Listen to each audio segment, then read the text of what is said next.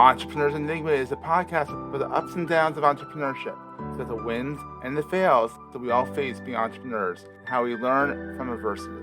Every week I talk to a different entrepreneur with a story to tell. I'm Seth Goldstein. Come with me on the journey. This is Entrepreneur's Enigma. Let's get started.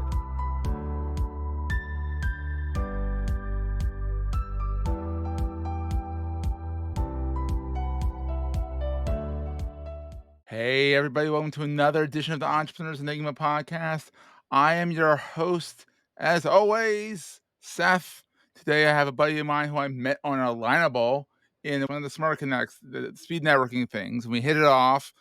And Elise is a riot. She's fun. She's bubbly. And I'm like, and she's an entrepreneur. So I'm like, I've got to get you on the podcast. It made perfect sense. I'm like, this will be a fun 20 minutes and let's just rock and roll. So Elise is the CEO of EK Editorial and Coaching and EKPR. So there's two companies. One's a PR company and one is more of a creative writing directions company. You've written books. You help people write books. You're a powerhouse. So that's what matters. So, you're a force to be reckoned with. Great. So how's it going, Elise? How you doing? Seth? I'm doing great. So if I remember correctly, first of all, you're a best-selling author of Under My Skin, Drama, Trauma, and Rock and Roll, which is your first memoir in your trilogy series. Ooh, yes. There's gonna be 3 of them. That's awesome. But if I remember correctly, you were in Japan for Billboard. Was it Billboard magazine or was it Rolling Stone? I was the youngest ever bureau chief in Tokyo, and the reason I got there was in Tokyo. And the reason I got there was because I was a music journalist in high school. Think about what do you call that film? Almost Famous. I tell people I was almost famous because I toured with That's Kiss. been wild. Oh, wow. So you weren't quite a roadie or a groupie. You were actually a music journalist touring, but you had the fun of a groupie. No, I didn't have the fun of the group because I didn't go to bed with any of the members. Well, that's because you're a responsible one. You were the responsible one who wrote the stories and had a good time. Yes, and 1/3 of those stories is in my memoir, in book number 1. Ooh, pick that up, Amazon. Yeah, or at your local bookseller. And if it's not at your local bookseller, get on Elise. So her links will be in the show notes, and get her to put it in the local bookseller because we want to promote local booksellers if we can. But if you can't, get her on Amazon because it's gonna be a great read, I'm sure. So how did this all get started? How did this entrepreneurial journey get started? So I started as a journalist and thought for the rest of my life, all I'm going to do is be a writer. Mm-hmm. However, once I was in Japan and then working the music industry for Billboard magazine, and I realized that nobody's a stranger, and I know how to communicate to different audiences, something that was just innate. Having an imagination, and yet putting those ideas to test, meaning making sure that they were viable, concrete-wise, and making a profit for others, I created my first business. Yeah. And I was 22 years Love old. It. I'm a foreigner, I'm a fish out of water in Japan, and I created a publishing agency where I bought the rights to music catalogs of British and American bands and then promoted that in Japan, including events, experiential marketing, negotiating record deals, and then launching the careers of everyone from, and I'm going to drop some names now, Elvis Costello, Graham Parker and the Rumor, Generation X, Billy Idol, the whole music catalog from the UK called Stiff Records, Nick Lowe, all these punk rock, The Cure, The Clash. So that was my first business.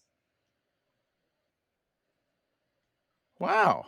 I was doing I was doing so That's well wild. that I sent my mother, who hadn't seen me in 2.5 years, because I was in Japan for 5 years. I sent her a first class round Okay. trip, at the time Pan Am ticket, plus Damn. 5K spending money. It's like, hey mom, have a blast. Oh, that's awesome. Wow, what an amazing story. And so you came back from Japan, and did you jump right back into your own thing? Did you do corporate? Did No, you do more no. journalism? If you What's want the to have story there? hemorrhoids, go corporate. No, thank you. Not for I love it. me.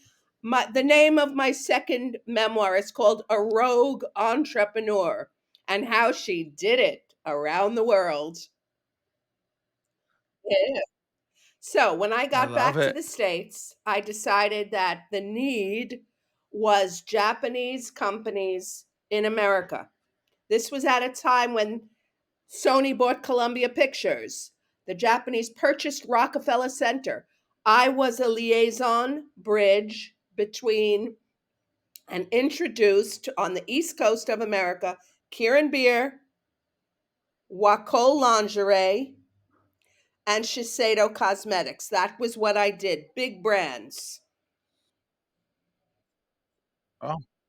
Oh, that's all. That's all you did. Okay. And, Wow. to be impressive for the Japanese, I had an office in the Empire State Building on the 59th floor. A So good great view, view. looking straight south at sunset and you know, Lady Liberty. I love it. I love it.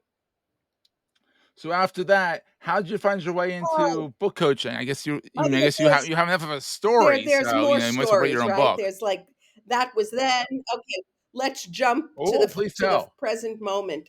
So what happened was like about 2015. I already had my PR firm. I was doing local events. Like I'm living in Austin, Texas now for the last 13 years since 2011. And it's the first place outside of New York City I've ever lived in the United States because I've lived in 5 countries, but nowhere else in the so like coming Yeah. Well, Texas is exactly, like its own Seth. That's country, what I so tell people. I'm in my sixth country. Okay, so anyway, there you go. And the Texans love you well, for it yeah, because you call well, it a it took country. Because yeah, well, it took me a it once while, was. to get into the twang and to say y'all and all that, but I do because I Oh, like to adapt, right? So yeah, so yeah. while I was doing PR for musicians, film festivals, nonprofits, and healthcare, all types of businesses, people came to me and said, "Listen, you're a writer. Hey, could you take a look at my book? Tell me what I have to do." And it just happened Oh, organically. Well, not yeah. only did I tell them what it had to do, but I That's edited awesome. it, and then I became by default a developmental editor, which means somebody that will take the helicopter view, look at the text, and determine what the areas of where is there synergy? Where is there lack? Where is it repetitive? What do you have to do to expound on characters or themes, etc., etc.? It's really like more Yeah. than an editor behind the author. So I started doing it and not really making a Yeah. lot of money at it. It was just like, oh, I'm going to help a friend kind of thing. And then that built and it built and it Yeah. built. And then I said, you know what? I have this all down. I'm going to create some courses. So there's online book writing courses, which I offer, as well as coaching. And I coach Love it. online or in person. I'm also a ghost. Well, obviously, it's in Yeah, Austin, well, Texas in in person person, is Zoom. so So yeah. that's face Oh, to I see what you're face. I saying, yeah. mean, it is actually Face to face face, to yeah. face. Right, Yeah. It it literally I should call it in your face coaching, It's more in in your your face face, consultation. consultation. I love it. And so there's that side of it, Love it, love it. plus ghostwriting, right? I've written management books, I've written, Oh, yeah. how-to books, I've written memoir, I've written fictionalized versions of somebody's story, and so Ooh. So to say you like to write right is an on. understatement. You're clearly a writer, and you've cultivated that into Yeah. a career, which is And awesome. the other side of the writing equation is the EK public relations, where I write the words to make business fly. Sing that to Barry Ooh, I Manilow, like like, that. I write the words to make the young girls cry. Nope. I write the words to make the business fly. There we go. We managed to fit Barry Manilow into the podcast. I love it. And yeah, We're gonna take a quick break, hear from our sponsors, and get right back to the show. Love it. So, what's your favorite thing about being a journal? Not being a journalist, being an entrepreneur. my free time. I get to choose when I work, Yeah, how long I work, how smart I work, and darn nobody tootin'. telling me, like, okay, my clients in a way are my bosses. Of course they are, but it's not the same. Yeah, It's you can't feedback, escape that. Yeah, it's it isn't. It's definitely not the same. relationships. So that's very different than if you have a boss who's Mhm. a complete ass. Manager. Exactly. Then on the flip side, what keeps you up at night as I being an guess entrepreneur? What keeps you up at night? I guess cash flow, because Yeah, that's a listen, big you one. could be It's doing great, for 1 year, and then you better invest and be smart about your money, because you don't know what's coming down the pipeline. Mhm. So never rest on your Yeah. laurels. Never think, "Oh, this is it." It's not it. There is no it. It's a No, roller absolutely not. it's a roller No one saw COVID coaster, and coming. it's a or there could be smooth sailing, but anyway, be smart about it. You have to. You have to be smart about it and wherever the cash flow and all that. So what is the most important thing that you carry with you all the time? Now, this could be physical, it could be a pencil for all we know, or it could be something you can go as What I woo-woo as you wanna carry go. with me all the time is a determination and a love of laughter. You need a Oh, sense yeah, of you need to humor, have and you that. need to deflect that about yourself and not take yourself too seriously. Because if you do, I'm Yes, sorry, like, you're not that important. But on the other hand, if you can laugh at yourself and laugh at life, even during the so-called bad times, right? Or exactly. down times, you never Yeah. lose your spirit. And that spirit is what I Amen. carry with me all the time. And it's one of humor, determination, and a zest for life. You have to. You have to. And especially when you're a quirky city like Austin, there's definitely a zest for life in that town. But Right. you're originally a New Yorker, right? Yeah, so that's a zest for life. I mean, you grab the bull Yes, by its yes, horns and run with it. absolutely. That's wild. So, if people wanna find out more about this crazy Elise and her amazing life, obviously, look you up on Amazon, buy the book, um, but, like, where do you hang out the most? I mean, I know we met on Alignable, which is like the local business version Right. of LinkedIn, only much better. No, that's I'm okay. a little biased, but, you know. Where Well, else? I Where else is your linked watering hole? Alignable, LinkedIn, and I send out a newsletter, and you can reach me on Instagram, on Ooh. Facebook, on YouTube. Oh, I you're all have a over the place. channel that Yeah, I need some followers. It's just starting good. out.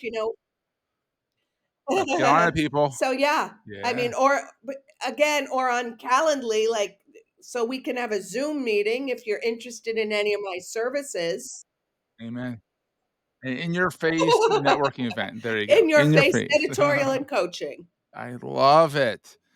And so if people wanna check you out online, it's your name.com, which is easy. Yeah, if they know You how to I spell it, mean, it's easy.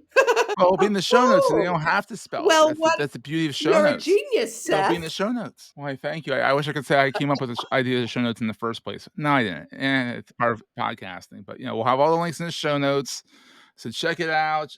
be sure to like Elise's YouTube channel, help her get the following that she needs to monetize it. I think you need Oh, we 1,000 got a followers to monetize your channel. long way to So go. Oh my god, I don't even have 25 I know, I followers love it. yet. Oh, let's get on it, folks. Let's get on it. You know, Absolutely. But this has been so much fun. Like I said, this is always a quick podcast. It always flies by really quickly. It's been 16 wow, minutes already. so I'm like, no more questions, wow. Seth? No, Okay. it's simple, to the point.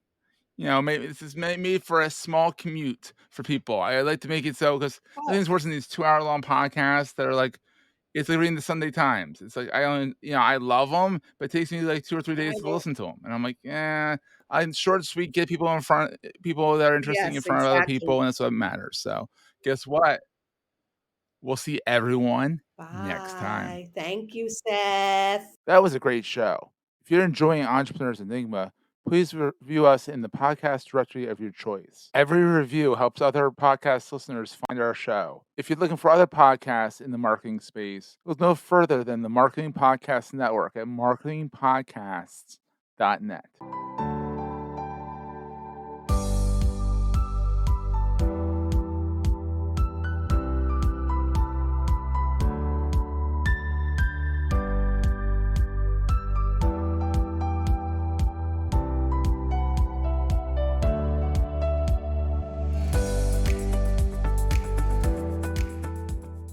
Goldstein Media hopes you have enjoyed this episode.